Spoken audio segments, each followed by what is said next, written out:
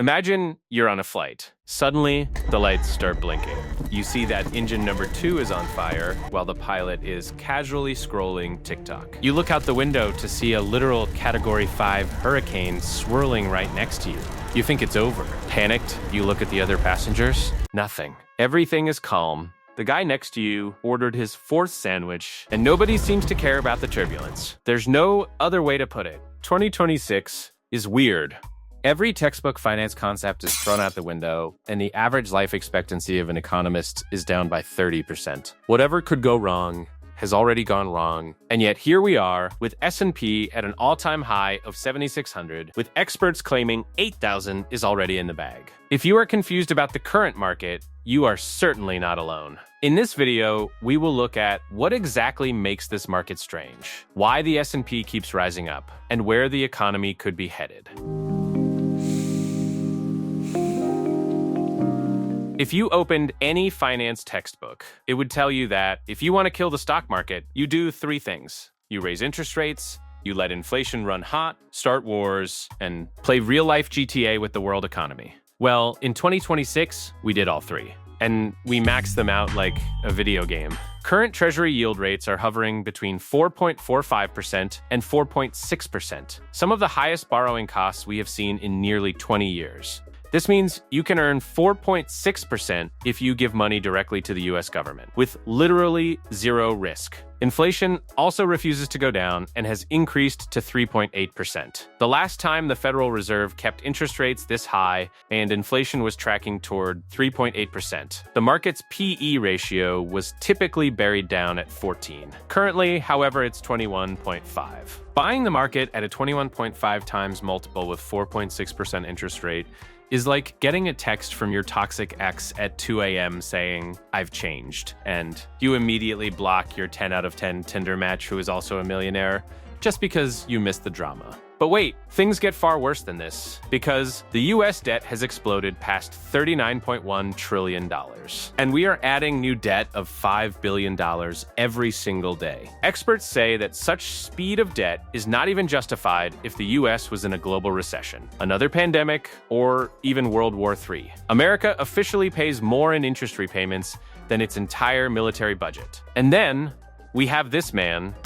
This man is on a mission. In a brief span of just 4 months, Donald Trump has somehow managed to threaten 8 of our closest NATO allies, almost starting a trade war with Germany and UK over a piece of ice, then canceled it like it never happened, then called a 50% gas price increase peanuts, invaded the privacy of aliens, and publicly mourned over a literal gorilla.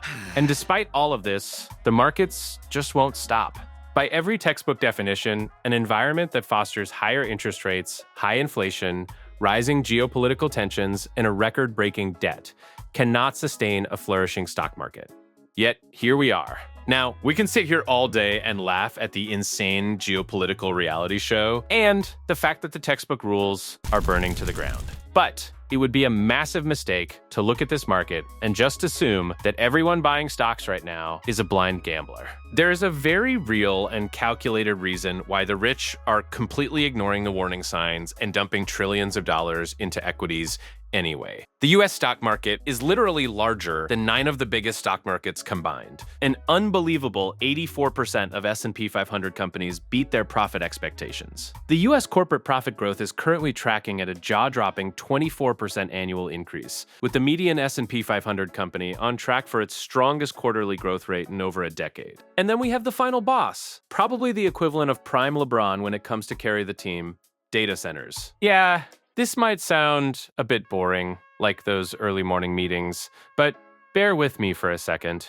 Right now, the 5 largest tech hyperscalers are on track to spend an unprecedented $725 billion on data centers and semiconductors this year alone. To put this into perspective, this is greater than the GDP of Sweden or Argentina. Microsoft literally has an $80 billion backlog of cloud orders they physically cannot fulfill because they can't build data centers fast enough. And Alphabet's cloud backlog just doubled to a staggering $460 billion.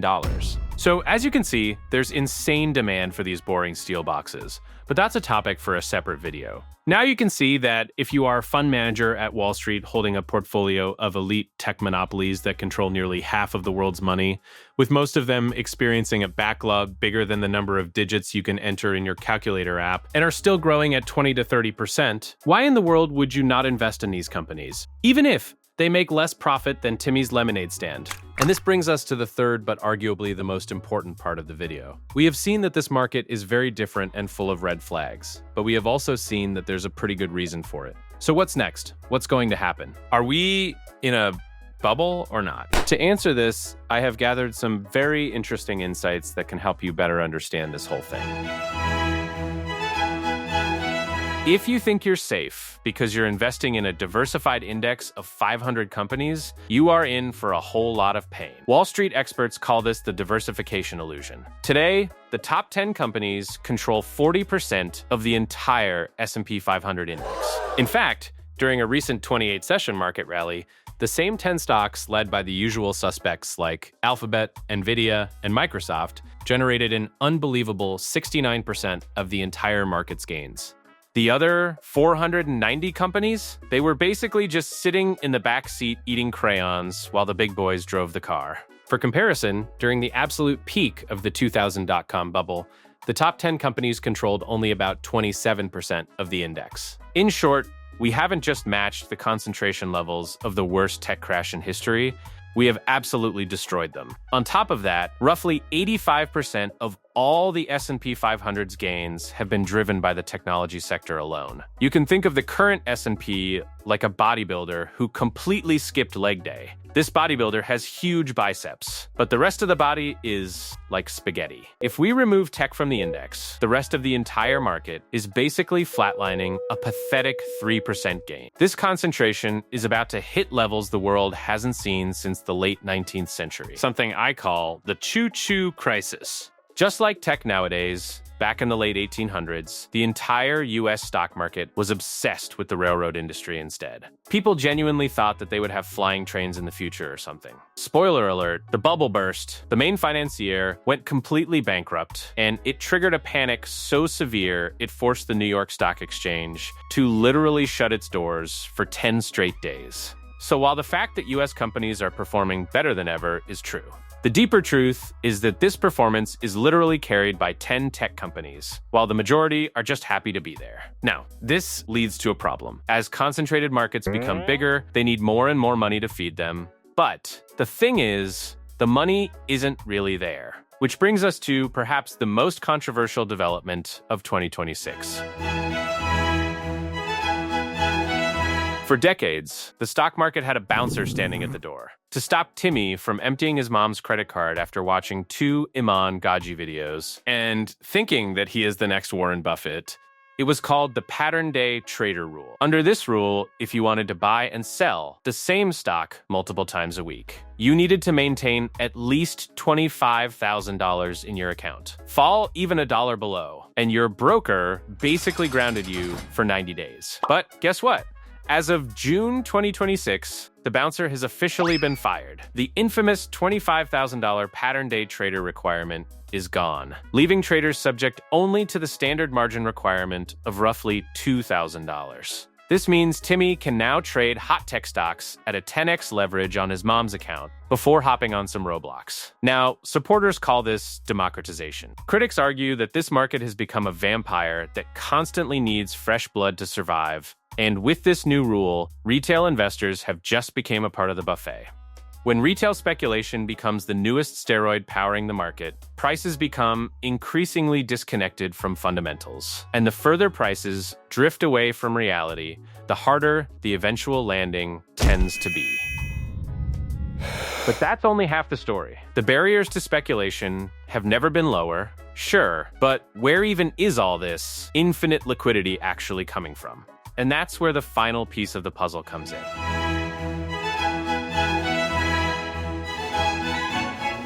Now, when most normal people hear the word debt, they immediately think of a family maxing out credit cards on a Europe trip that they couldn't afford. But global superpowers work a bit differently. To understand this, let us understand what US debt actually is. Let's say the Congress somehow approves a $1 trillion Trump memorial to be built near the White House. Now, the thing is, the American government doesn't really have $1 trillion lying around, so they issue treasury bonds saying, give me $1,000 today, and I'll pay you $40 every year until the bond expires, and then return your $1,000. Now, people rush to buy these bonds, people like foreign banks, other governments, and even retirement funds. Now that the US has raised $1 trillion, it decides to hire a contractor. Let's say his name is Bob. Now Bob gets the money to build the statue, but he also has to pay for his machines, his crew, and his supplies. This money then changes hands, and the worker spends it on a $500 TV at Walmart, which increases Walmart's revenue. This boosts shareholders' confidence,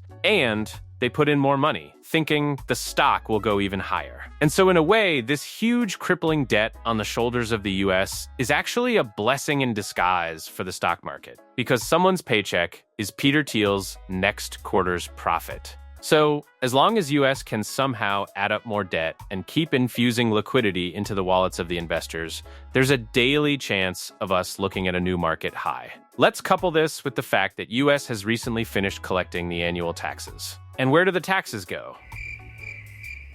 Okay, they do go to Trump's portfolio, but some of it is actually used for building new roads, bridges, and schools, meaning more contracts, more paychecks, and more TVs at Walmart. Now, this system is pretty much like a cheat code for the USA, but only till it doesn't fail, which the government likes us to believe isn't going to happen anytime soon. And while I may not believe that the White House UFC fight wasn't rigged and Trump won't make another million on Polymarket, my mental sanity is asking me to be a real Trump believer when it comes to our debt. After all, who doesn't like new TVs? But the question is, for how long? And that is exactly what makes 2026 so much strange. The bears aren't completely wrong. The math is on their side. Interest rates are punishingly high, inflation is acting stubbornly, debt is exploding, and market concentration is looking like a straight-up historical bubble. But the bulls aren't crazy either. Corporate earnings are genuinely clearing expectations. The AI demand isn't just hype, it's actually backed by hundreds of billions in concrete data center backlogs, and the government's liquidity pump keeps running at full blast. Which brings us back to our question. Are we in a bubble? Honestly, I don't know. And if anyone on your feed claims they know for sure, then they are lying to you, seriously. But what I do know is that we are currently flying a commercial jet straight through a Category 5 hurricane with one engine actively shooting flames, and somehow the damn plane is still accelerating. The passengers don't seem to care. The sandwiches are still juicy, and the pilot seems entirely convinced that everything is under control. Let's just hope to God he's actually looking at the cockpit instruments and not scrolling TikTok. This is my first video, guys. I'm a finance major who studies markets and brings you important insights that others miss. Let me know in the comments if I should work on anything to make this a more enjoyable video for you all. I read each and every comment myself. And if you enjoy such content, then hit subscribe so you don't miss any videos.